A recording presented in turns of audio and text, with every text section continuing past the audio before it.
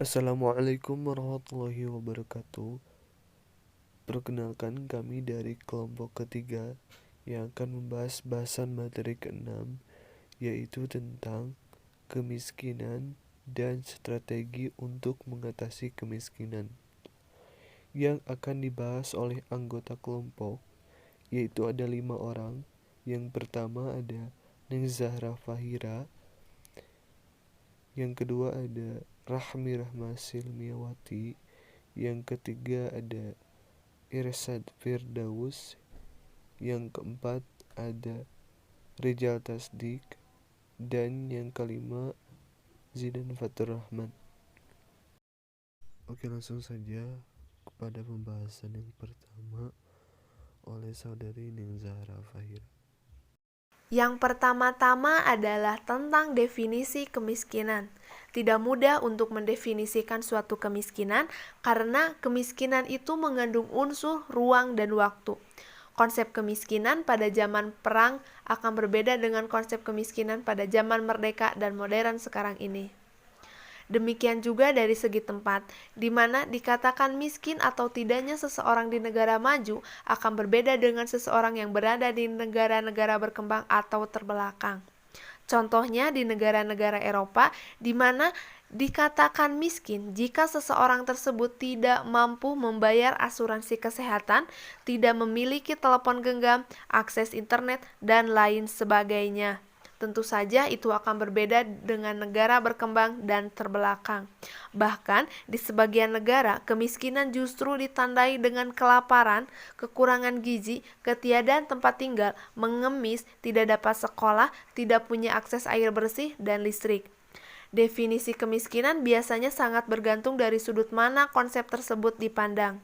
Sedangkan menurut Bank Dunia, kemiskinan berkenaan dengan ketiadaan tempat tinggal, sakit, tidak mampu berobat ke dokter, tidak mampu untuk sekolah, dan tidak tahu cara membaca dan menulis.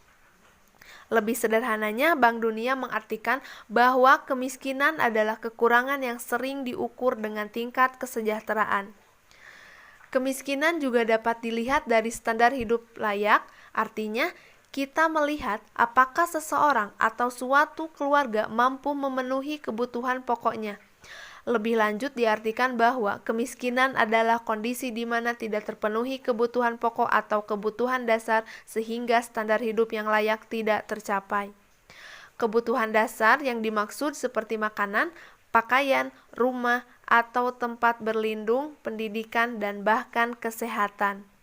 Standar kebutuhan dasar atau pokok ini dapat berbeda antara negara dengan tingkat berkembang atau kemajuan negara tersebut. Di beberapa negara tertinggal seperti kawasan gurun Sahara, kebutuhan yang paling mendasar adalah pangan, sandang, dan papan. Sedangkan di negara-negara berkembang, sebagian telah menambahkan pendidikan dan kesehatan sebagai dari kebutuhan dasarnya. Sedangkan di negara maju, kebutuhan dasar tidak hanya sebatas itu, tetapi sebagian telah memasukkan hiburan dan rekreasi. Kualitasnya juga berbeda antara kelompok negara. Semakin maju suatu negara, maka kebutuhan dasarnya semakin kompleks dengan standar kualitas yang semakin tinggi pula. Yang selanjutnya adalah tentang garis kemiskinan. Garis kemiskinan sering muncul dalam 3 hal, yakni dalam garis kemiskinan, miskin dalam makanan, dan miskin dalam non-makanan. Garis kemiskinan yakni merupakan penjumlahan dari garis kemiskinan makanan dan garis kemiskinan non-makanan, yaitu penduduk yang memiliki rata-rata pengeluaran per kapita per bulannya di bawah garis kemiskinan tersebut dikategorikan penduduk miskin. Yang kedua adalah garis kemiskinan dalam makanan, di mana nilai pengeluaran kebutuhan minimum makanan yang disertakan dengan 2.100 kilokalori per kapita per harinya. Sedangkan yang terakhir adalah garis kemiskinan non-makanan, merupakan kebutuhan minimum untuk perumahan, sandang, pendidikan, dan bahkan kesehatan. Oke, langsung saja kepada pembahasan yang selanjutnya oleh Irsad Firdaus. Macam-macam kemiskinan.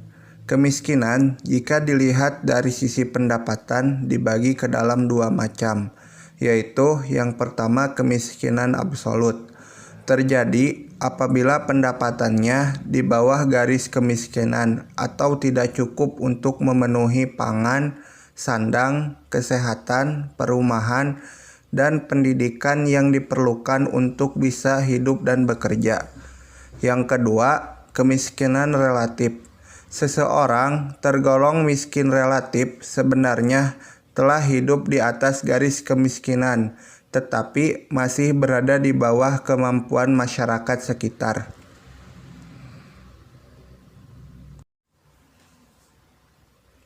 Yang selanjutnya, kemiskinan dari sisi penyebabnya juga sama dibagi ke dalam dua macam, yaitu yang pertama kemiskinan kultural.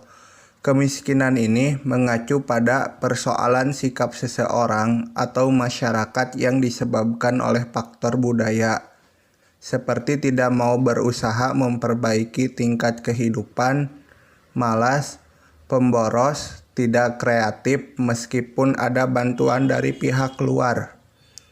Yang kedua, kemiskinan struktural. Kemiskinan struktural adalah kemiskinan yang disebabkan oleh sistem pembangunan yang tidak adil dan juga disebabkan oleh faktor-faktor rekayasa manusia. Oke, pembahasan yang selanjutnya akan dibahas oleh Rahmi Rahman Silmiawati. Ya, untuk poin selanjutnya mengenai indikator batas ambang kemiskinan. Pengukuran kemiskinan menurut BKKBN, pada awal pemerintahan Orde Baru, data yang dipakai pemerintah termasuk data keluarga yang terpencar di departemen masing-masing, departemen sesuai dengan kepentingannya. Nah, sistem dan prosedurnya pun berbeda-beda antara satu departemen dengan departemen yang lainnya, sehingga sulit untuk digabungkan menjadi data nasional. Kemudian, Badan Koordinasi Keluarga Berencana Nasional secara khusus mencatat dan melakukan pemantauan keluarga di Indonesia, dan hasilnya dikumpulkan dalam satu pangkalan data yang bersifat nasional. Sistem pendataan ini dilakukan secara konsisten dengan pelaporan bulanan dari Pusat Kesehatan Masyarakat kepada BKKBN Pusat. Dan dalam penentuan kesejahteraan keluarga, BKKBN menggunakan 23 indikator. Selain BKKBN, ada juga BPS yang dalam menentukan rumah tangga kemiskinan menggunakan 14 variabel guna untuk menentukan apakah suatu rumah tangga layak dikategorikan miskin atau tidak. Oke, pembahasan yang selanjutnya akan dibahas oleh Rizal Tasdik. Oke, bismillahirrahmanirrahim. Saya Rizal Tasdik. Di sini saya akan membahas tentang perhitungan jumlah penduduk miskin dan jumlah desa miskin. Nah, untuk menghitung jumlah penduduk miskin, maka diperlukan yang pertama penduduk miskin. Penduduk miskin yang diatur oleh BPS menggunakan konsep kemampuan memenuhi kebutuhan dasar. Nah, dengan pendekatan ini, kemiskinan dipandang sebagai ketidakmampuan dari sisi ekonomi untuk memenuhi kebutuhan dasar makanan dan bukan makanan yang diukur dari sisi pengeluaran. Jadi intinya penduduk miskin adalah penduduk yang memiliki rata-rata pengeluaran per kapita per bulannya itu di bawah garis kemiskinan. Nah, itu yang disebut dengan penduduk miskin. Nah, kemudian juga ada garis kemiskinan. Garis kemiskinan adalah penjumlahan dari garis kemiskinan makanan dan garis kemiskinan non-makanan. Penduduk yang memiliki rata-rata pengeluaran per kapita per bulan di bawah garis kemiskinan dikategorikan sebagai penduduk miskin. Nah, karena tadi disebut ada garis kemiskinan makanan dan garis kemiskinan non-makanan. Apa sih kedua tersebut? Keduanya ini merupakan perbedaan, memiliki perbedaan. Garis kemiskinan makanan merupakan nilai pengeluaran kebutuhan minimum makanan yang disetarakan dengan 2.100 kilokalori per kapita per hari. paket komoditi kebutuhan dasar makanan diwakili oleh 52 jenis komoditi. Kemudian ada juga garis kemiskinan non-makanan adalah kebutuhan minimum untuk perumahan, sandang, pendidikan, dan kesehatan. Paket komoditi kebutuhan dasar non-makanan diwakili oleh 51 jenis komoditi di perkotaan dan 47 jenis di perdesaan. Nah, cara menghitungnya, garis kemiskinan itu yaitu GK sama dengan GKM tambah GKNM, atau GK itu adalah garis kemiskinan sama dengan garis kemiskinan makanan ditambah dengan garis kemiskinan non-makanan. Tahap pertama adalah menentukan kelompok referensi atau reference population, yaitu sekitar 20% penduduk yang berada di atas garis kemiskinan sementara. Kelompok referensi ini didefinisikan sebagai penduduk kelas marginal. GKS dihitung berdasarkan GK periode sebelumnya yang inflat yang dengan inflasi umum. Dari penduduk referensi ini kemudian dihitung garis kemiskinan makanan dan garis kemiskinan non-makanan. Garis kemiskinan makanan adalah jumlah nilai pengeluaran dari 25 komoditi dasar makanan yang real dikonsumsi penduduk referensi yang kemudian disetarakan dengan 2.100 kilokalori per kapita per hari. Patokan ini mengacu pada hasil Widya Karya Pangan dan Gizi tahun 78. Penyetaraan nilai pengeluaran kebutuhan minimum makanan dilakukan dengan menghitung harga rata-rata kalori dari ke-52 komoditi tersebut. Formula dasar dalam menghitung garis kemiskinan adalah garis kemiskinan makanan, yaitu sebagai berikut. Bisa dibaca. Kemudian ada juga garis kemiskinan non-makanan. Apa itu? GKNM.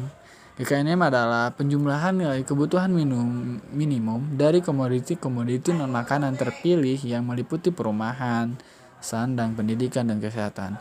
Pemilihan jenis barang dan jasa non-makanan mengalami perkembangan dan penyempurnaan dari tahun ke tahun, disesuaikan dengan perubahan pola konsumsi penduduk. Pada tahun sebelumnya, tahun 93, terdiri dari 14 komoditi di perkotaan dan 12 komoditi di pedesaan. Sedangkan pada tahun 98, terdiri dari 27 sub-kelompok atau 50 hiji komoditi di perkotaan dan 25 sub-kelompok pada 47 jenis komoditi di pedesaan. Nilai kebutuhan minimum per komoditi non-makanan dihitung dengan menggunakan suatu rasio pengeluaran komoditi tersebut terhadap total pengeluaran komoditi yang tercatat dalam data Susenas modul konsumsi.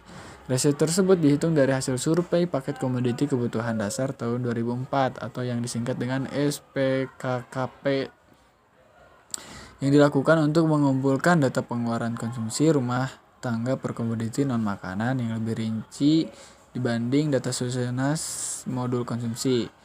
Rumusnya GKNM sebagai berikut.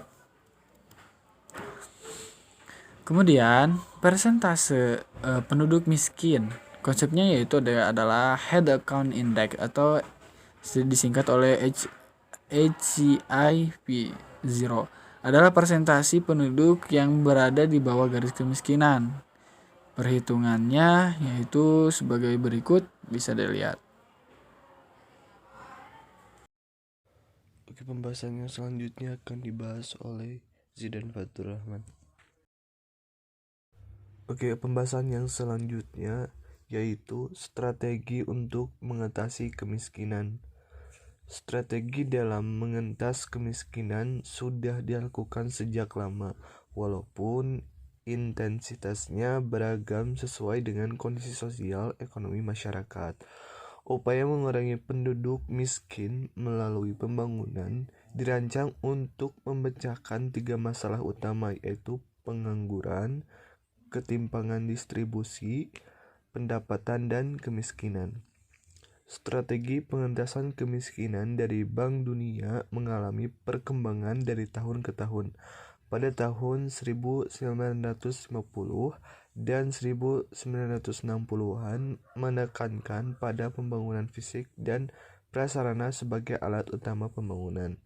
pada tahun 1970-an berupaya meningkatkan kesehatan dan pendidikan. Pada tahun 1980-an berupaya meningkatkan pendapatan rakyat miskin. Pada tahun 1990-an, strateginya berupa redistribusi pendapatan dan pemenuhan kebutuhan dasar. Terdapat berbagai kebijakan penanggulangan kemiskinan yang dapat menghentikan kemiskinan dan ketimpangan pendapatan di berbagai negara, terutama di negara berkembang. Salah satu pendapat dikemukakan oleh Irma Edelman dalam tulisannya berjudul Poverty Focused Approach to Development (POCI), dan juga Edelman dan Robinson yang menyebutkan 4 pendekatan, yaitu yang pertama pendekatan yang berorientasi kepada aset, yaitu kebijakan untuk meningkatkan kuantitas aset kelompok miskin. Pendekatan ini dilakukan melalui reformasi agraria atau dengan menciptakan institusi yang memungkinkan kelompok miskin memiliki akses melakukan akumulasi aset, misalnya melalui pemberian kredit yang disubsidi atau dengan memperluas akses kelompok miskin terhadap pendidik dasar. Yang kedua adalah strategi penciptaan permintaan untuk meningkatkan kapasitas tenaga kerja kelompok miskin yang umumnya terdiri dari tenaga kerja tidak terampil. Strategi ini bertujuan untuk meningkatkan permintaan baik absolut maupun relatif terhadap tenaga kerja tidak terampil. Strategi pembangunan atau industrial yang digerakkan oleh pembangunan pertanian atau adli strategi merupakan pilihan yang tepat bagi negara berkembang. Ada beberapa alasan terhadap strategi ini, yaitu sektor pertanian lebih padat karya dari sektor lainnya. Kenaikan pendapatan pertanian menghasilkan kebocoran dalam sektor manufaktur padat karya pada sisi konsumsi dan permintaan input sektor manufaktur pada sisi produksi. Ekspansi produksi pertanian bersifat less import intensif daripada kenaikan produk manufaktur. Faktor pertanian yang diperlukan untuk meningkatkan produktivitas pertanian ada jalan irigasi dan disabilitas drainase memiliki risiko keluarkan tenaga kerja yang tinggi. Strategi AD memiliki implikasi yang penting bagi kebaikan harga, yaitu strategi pembangunan pertanian memerlukan kebaikan harga yang memungkinkan petani mendapatkan manfaat dari peningkatan produktivitas pertanian. Yang ketiga, strategi atau kebijakan yang dapat meningkatkan harga dari aset utama. Aset utama yang dimiliki kelompok miskin adalah tenaga kerja, yang umumnya merupakan tenaga kerja tidak terampil. Kebijakan peningkatan harga yang bekerja melalui pasar faktor produksi harus dapat meningkatkan upah dari kelompok miskin. Hal ini bisa terjadi jika ada kenaikan permintaan kerja dari kelompok miskin. Sementara itu, efek dari kebijakan peningkatan harga terhadap upah kelompok miskin sangat tergantung pada bagaimana pasar tenaga kerja bekerja dan organisasi kelembagaan dari pasar tenaga kerja tersebut. Peningkatan harga relatif dari keluaran pertanian diharapkan dapat memberi manfaat kepada kelompok miskin, termasuk pekerja yang tidak memiliki lahan. Peningkatan kelompok miskin dapat dilakukan melalui investasi dalam sumber daya manusia seperti investasi dalam nutrisi, pendidikan, dan kesehatan untuk meningkatkan kesejahteraan dan kapasitas dari tenaga kerja kelompok miskin. Peningkatan kapital, pengenalan perubahan teknologi yang dapat meningkatkan produktivitas. Yang keempat, perlunya reformasi agraria dan redistribusi lahan. Di banyak negara berkembang, ketersediaan lahan pertanian yang subur sudah semakin berkurang. Sementara kepemilikan lahan terkonsentrasi pada sekelompok kecil petani pemilik lahan. Adanya reformasi agraria dan redistribusi lahan menjadi hal utama dalam upaya mengurangi kemiskinan.